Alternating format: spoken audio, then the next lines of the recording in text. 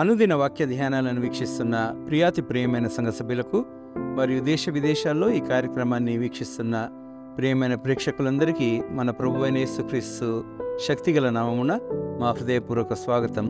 The Church of South India diocese of Medak Holy Trinity Church Bollaram pastorate సమర్పిస్తున్న ఈనాటి మన daily Bible డివోషన్స్లో the healing of the centurion servant, శతాధిపతి సేవకుడు స్వస్థత నొందుట అనే అంశంపై మన సంఘ సభ్యులు పెద్దలు శ్రీమతి ఎం విజయలక్ష్మి దేవపుత్రానందం గారు అందించే దైవ సందేశాన్ని విందాం.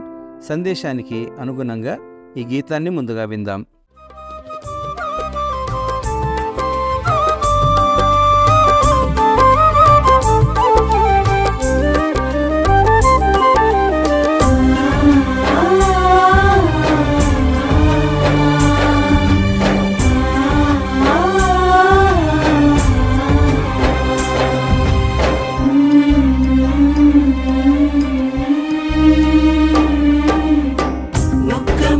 చాలునయ్యా నా యేసయ్యా నీ ఒక్క మాట చాలునయ్యా నా యేసయ్యా, ఒక్క మాట చాలునయ్యా నా యేసయ్యా నీ ఒక్క మాట చాలునయ్యా నా యేసయ్యా.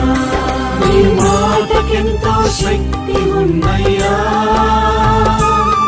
నీవు మాట పలికిన మహిమలు చరుగునయ్యా. నీ మాటకెంతో శక్తి ఉన్నయ్యా, నీవు మాట పలికిన మహిమలు చరుగునయ్యా. యేసయ్యా యేసయ్యా యేసయ్యా యేసయ్యా యేసయ్యా యేసయ్యా యేసయ్యా యేసయ్యా, ఒక్క మాట చాలునయ్యా నా యేసయ్యా నీ ఒక్క మాట చాలునయ్యా నా యేసయ్యా.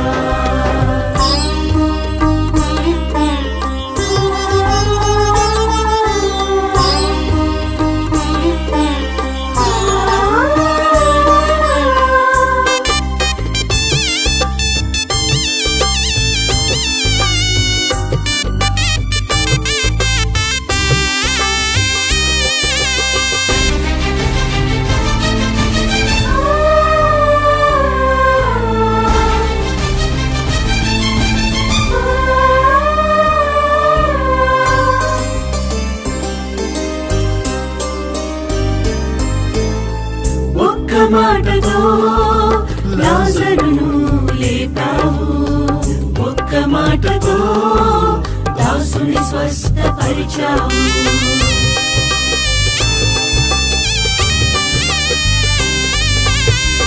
ఒక్క మాటతో లాజరును లేపావు, ఒక్క మాటతో దాసుని స్వస్థపరిచావు. ఒక్క మాటతో దయ్యములను తరిమేశావు, ఒక్క మాటతో దయ్యములను తరిమేశావు. ఒక్క మాటతో సౌలును పౌలుగా మార్చావు, ఒక్క మాటతో సౌలును పౌలుగా మార్చావు. నీ మాటకెంతో శక్తి ఉన్నయ్యా, నీవు మాట పలికిన మహిమలు చరుగునయ్యా. నీ మాటకెంతో శక్తి ఉన్నయ్యా, నీవు మాట పలికిన మహిమలు చరుగునయ్యా. యేసయ్యా యేసయ్యా యేసయ్యా యేసయ్యా యేసయ్యా యేసయ్యా యేసయ్యా యేసయ్యా, ఒక్క మాట చాలునయ్యా నా యేసయ్యా నీ ఒక్క మాట చాలునయ్యా నా యేసయ్యా.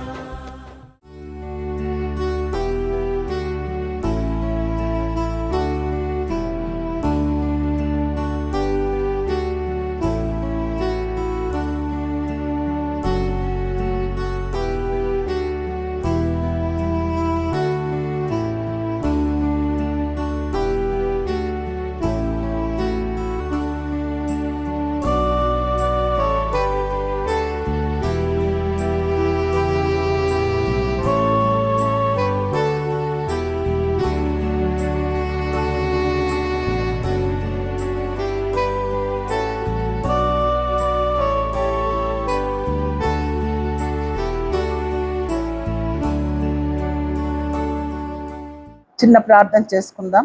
డైలీ బైబిల్ డివోషన్స్ వింటున్న బిడ్డలందరికీ దేవుని నామంన ఆహ్వానం తెలియజేస్తూ ఈ ఒక్క వాక్యమును మనం ధ్యానిస్తుండగా ప్రభా మాతో కూడా ఉండి మమ్మల్ని నడిపించమని, వాక్య ప్రకారంగా జీవించే ధన్యతను మాకందరికి దయచేయమని యేసు నామమున అడిగి ప్రార్థించి వేడుకొంచున్నాం మా పరమ తండ్రి, ఆమేన్.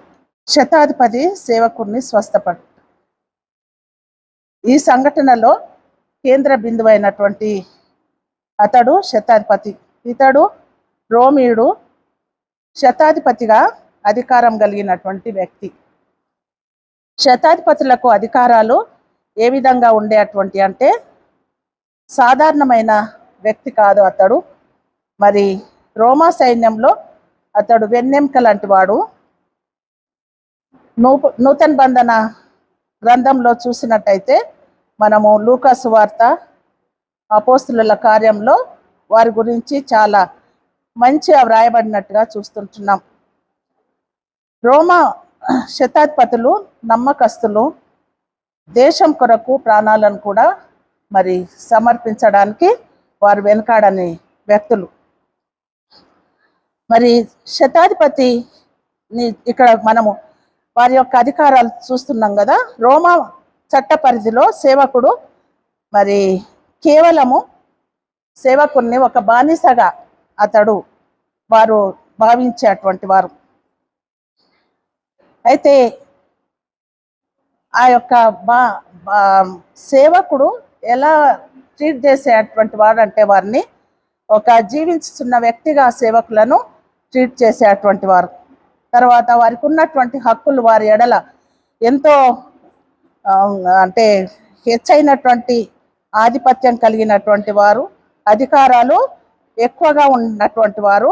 తర్వాత సేవకులను మరి వారు చంపడానికి కూడా వారికి హక్కు కలిగినటువంటి వారు. అటువంటి పరిస్థితులలో మనం ఈ యొక్క శతాధిపతిని మనం ఇక్కడ చూసినట్టయితే సేవకుని ఎడల ఎంతో శ్రద్ధను కనపరుస్తున్నాడు. తన సేవకుని ఎడల ప్రేమ, అతని కొరకు ఎంతటి త్యాగంనైనను అతడు చేయడానికి సిద్ధపడ్డట్టుగా చూస్తుంటున్నాం. ఈ శతాధిపతి కేవలము అధికారి మాత్రమే కాక తన మతం ఎడల తనకున్నటువంటి ఆసక్తిని మరి యేసుక్రీస్తు దగ్గరకు వచ్చినట్టుగా చూస్తుంటున్నాం. మరి ఆ శతాధిపతి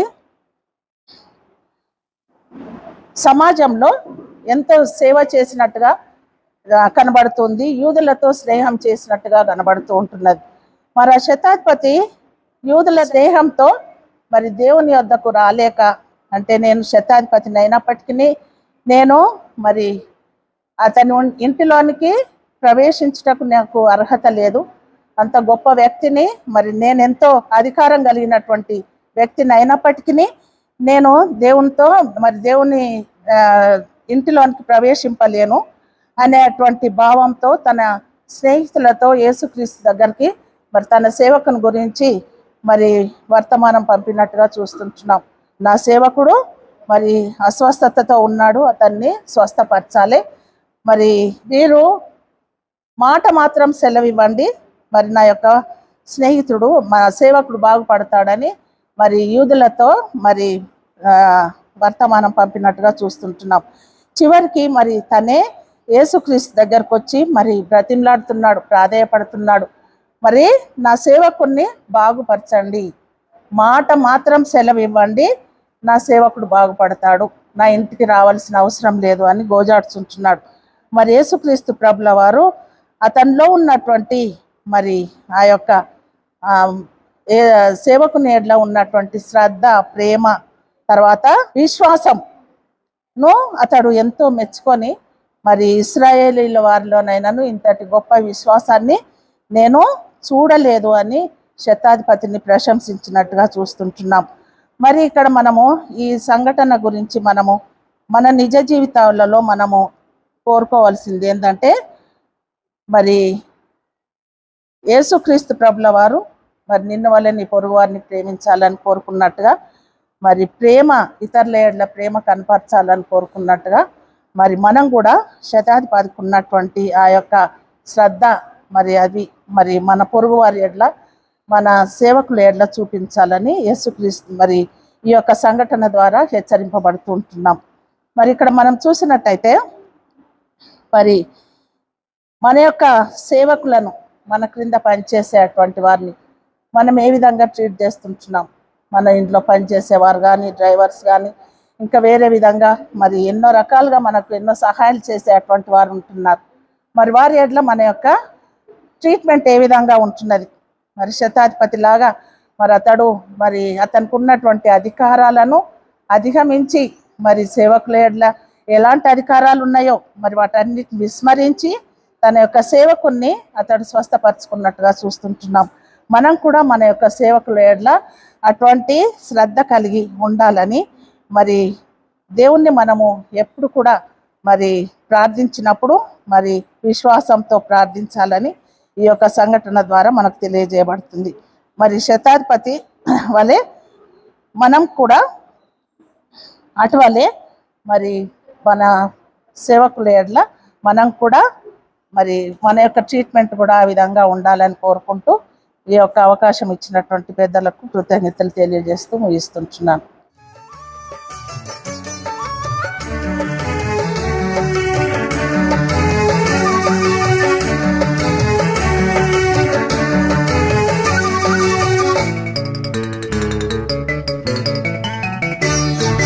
నీ మాట సంపూర్ణ స్వచ్ఛత గలది,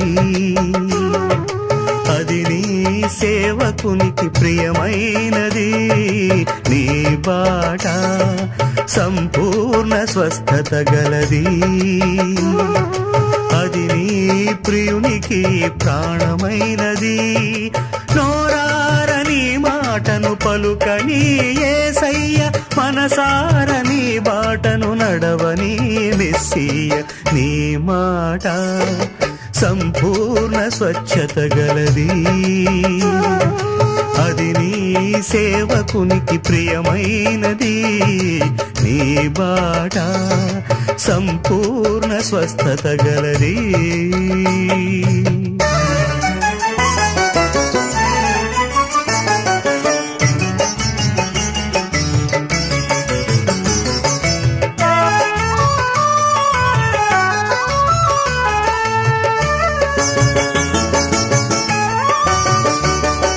నీ చేయి చాపుమని నీవు పలుకగా, ఊచ చేయి గలవాడు బాగుపడెనుగా.